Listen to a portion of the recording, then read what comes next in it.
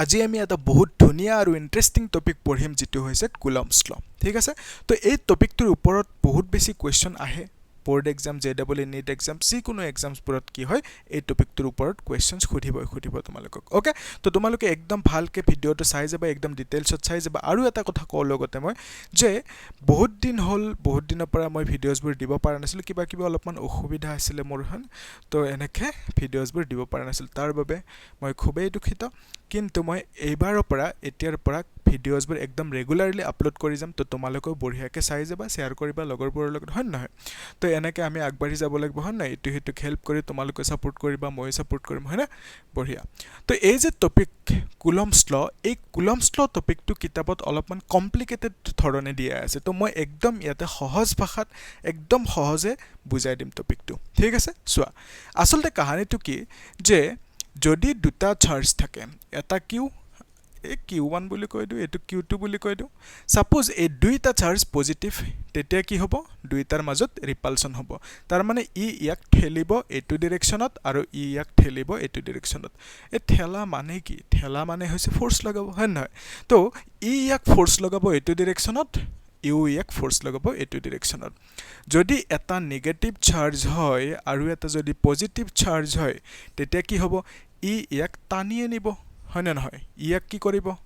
এপিনে টানিব তো বেসিক্যালি ইয়াতে যদি কনফিউজ হবতো নালাগে যদি হয় তেতিয়া হলে এনেকে ভাইবা যে পজিটিভ চার্জটো কি হয় লৰা নেগেটিভটো হল ছোৱালী তো লৰা ছোৱালী থাকিলে কি হ'ব একেলগে তো অ্যাট্ৰাকশন হ'ব কাইন্ড অফ কব পাৰা তো দুয়ো ইটো হিতক আকৰ্ষণ কৰিব আৰু হেতুকে আমি কও ইংলিছত অ্যাট্ৰাকশন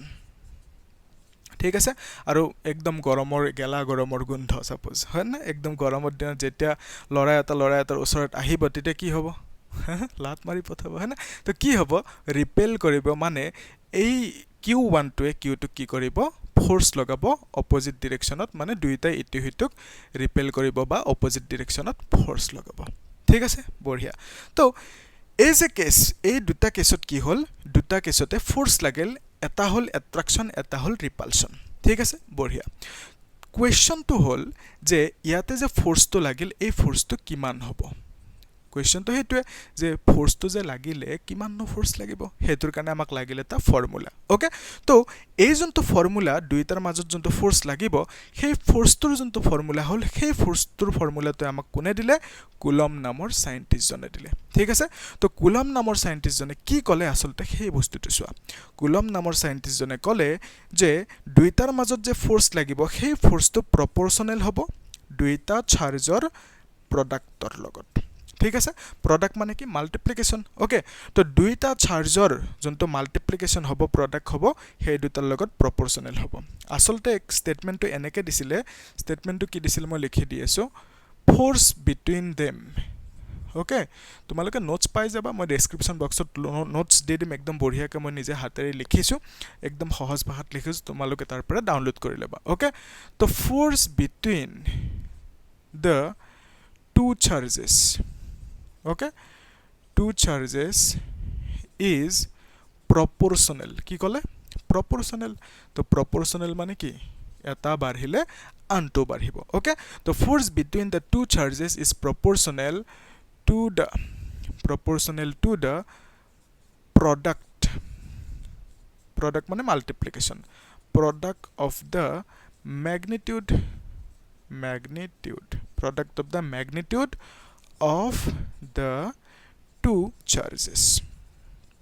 আসলতে ম্যাগনিটিউড মানে কি হয় ম্যাগনিটিউড মানে হৈছে স্ট্রেংথটো কিমানখিনি হ'ব এমাউন্টটো ওকে তো এটা চার্জেস বোৰ কি হয় নেগেটিভ থাকে পজিটিভ থাকে হয় নহয় যদি মই কো চার্জ এটা দিছে -3 কুলম্ব ওকে নেগেটিভ চার্জ তো আমি ম্যাগনিটিউড ললে নেগেটিভ সাইনটো নলও তেতিয়া ওকে কুলম্বে কলে নেগেটিভ সাইনটো লব দৰকাৰ নাই তাৰ মানে যদি ইয়াতে আমি Q1 লিখিছো এটোৰ মানে কি বুজাইছো যে ম্যাগনিটিউড অফ Q1 আৰু Q2 মানে কি ম্যাগনিটিউড অফ Q2 ঠিক আছে তো বেসিক্যালি আমি জানো এতিয়া ইয়াৰ ম্যাগনিটিউডটোক আমি ডাইৰেক্টলি Q1 Q2 বুলি কৈ দিছো ওকে মডুলাস এই যে সাইডত এডুডাল ৰিলেটড কি হয়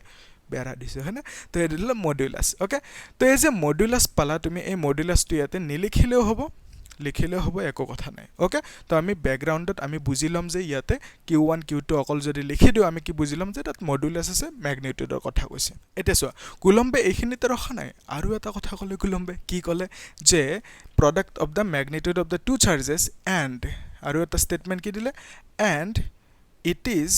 is মানে force তোৰ কথা কৈছে okay and it is inversely proportional okay তো inversely proportional বুলি ক'লে inversely মানে এটা বাঢ়িলে আনটো কমিব এটা কাৰ লগত inversely proportional to the separation distance okay separation distance তোমালোকে ভালকে লিখিবা একদম ধুনিয়াকে separation distance between the two charges okay between the two charges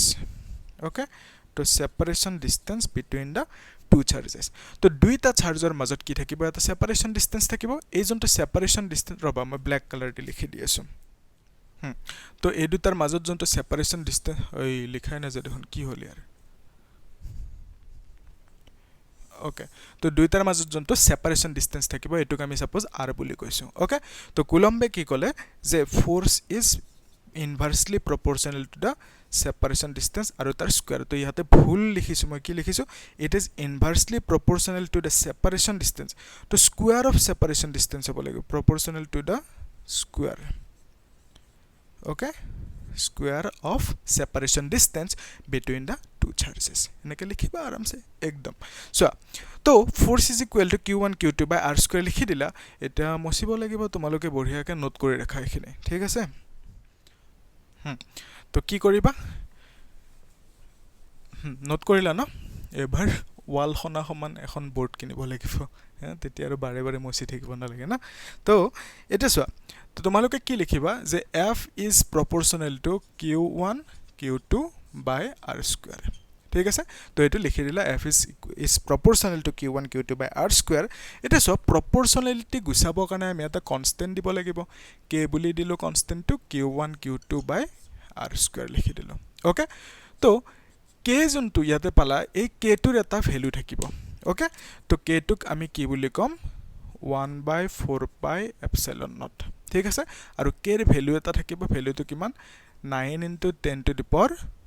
9 ঠিক আছে তো SI ইউনিট থাকিব k এর এটা SI ইউনিট কি হ'ব newton metre square okay coulomb inverse square তো এটা তোমালোকে ভাবিব পাৰা যে সাৰৰনো কেনেকৈ ইমান মনত থাকে তো মনত নাথাকে মোৰো তো তোমালোকৰ দৰে মোৰো মেমৰি পাৱাৰ কথাটো হৈছে মই টেকনিক্যালি বস্তুবোৰ মনত ৰাখো ওকে তো এইটোৰ যোনটো এইটো যে এসআই ইউনিট পালে এইটো মই কেনেকৈ মনত ৰাখিছো তোমালোককো শিকাই দিও নেকি বঢ়িয়া চোৱা এই যোনটো ফৰ্মুলা পালা ওকে তো ফোৰ্সৰ যোনটো ফৰ্মুলা পালা সেই ফোৰ্সৰ ফৰ্মুলাটোৰ পৰা মই কি কৰিলো কেৰ এসআই ইউনিটটো উলিয়ালো ঠিক আছে কেনেকৈ উলিয়ালো চোৱা তো মই লিখিব পাৰো এই যোনটো ফোৰ্সৰ ফৰ্মুলা পালা ইয়াতে মই k = কি লিখিব পাৰো ফোৰ্স ইনটু r স্কয়াৰ তো r স্কয়াৰ টো হিফালে লৈ গল হনে ডিভাইডেড বাই q1 q2 ঠিক আছে তো এটা চোৱা ফোৰ্সৰ এসআই ইউনিট কি হয় নিউটন তো r মানে কি ডিসটেন্স তো ডিসটেন্সৰ এসআই ইউনিট কি হ'ব মিটাৰ হ'ব হেনা তো ইয়াতে লিখিবা মিটাৰ স্কয়াৰ ডিভাইডেড বাই q মানে কি চাৰ্জ তো চাৰ্জৰ এসআই ইউনিট কি হ'ব কুলম্ব জানা এপুৰ ওকে তো দুটা চাৰ্জ আছে কুলম্ব স্কয়াৰ হৈ যাব হ'ব তো এটা এটুত লিখিবা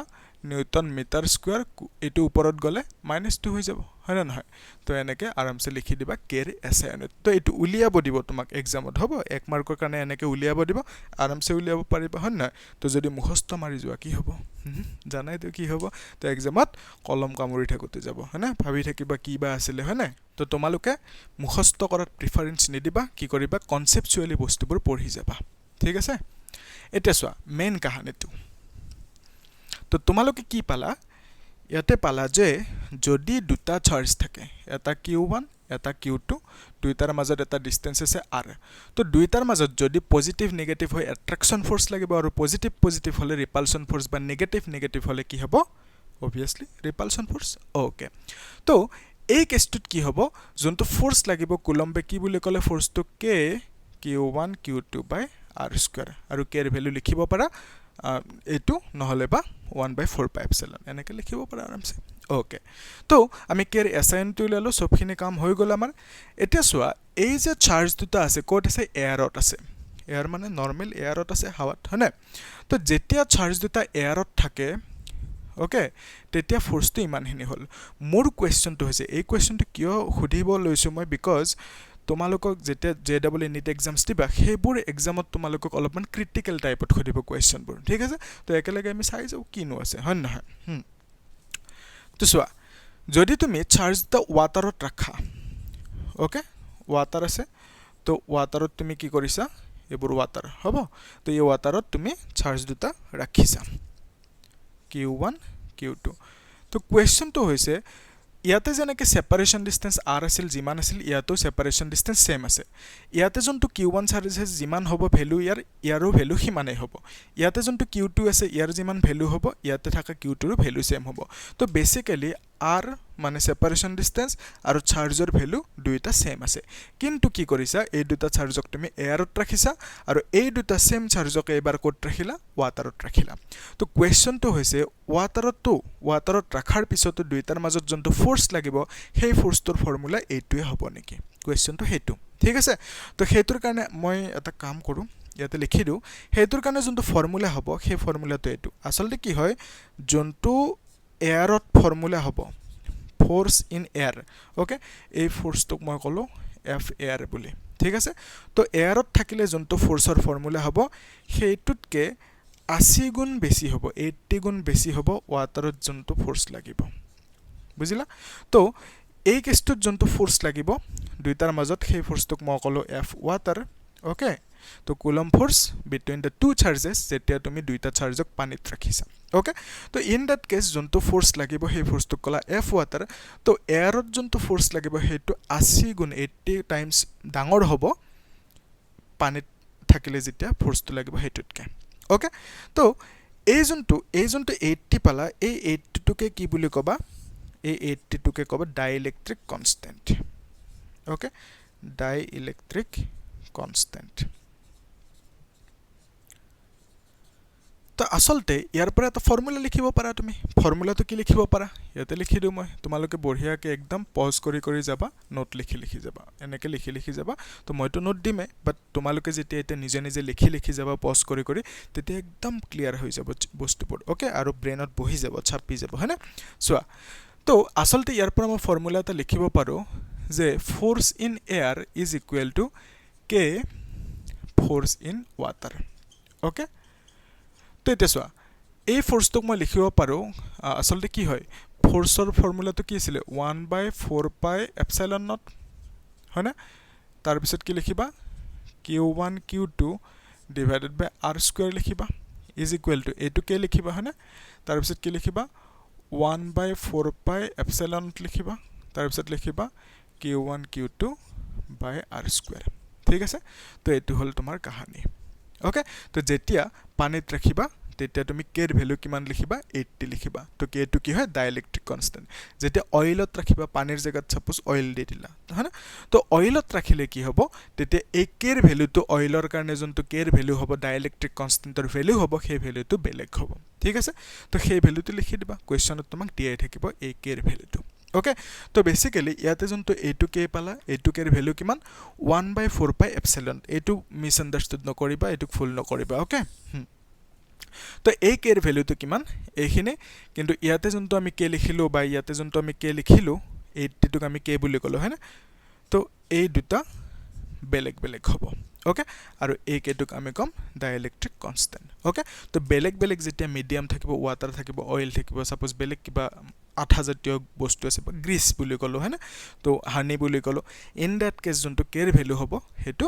বেলেগ হ'ব ঠিক আছে তো এইখিনি আছিল তোমাৰ মেইন কাহানী কুলম্বছ লৰ ওপৰত তো আমি এটা কাম কৰিম নেক্সট ক্লাছত পঢ়িম কুলম্বছ law in factor form okay হেতু একদম ধুনিয়াকে বুজাই দিম মজা লাগি যাব হয়না বঢ়িয়া তো তাৰ পিছত আমি কোৱেশ্চন সলভ কৰিম আৰামছে এইগিটা টপিকৰ ওপৰত হ'ব ঠিক আছে থ্যাংক ইউ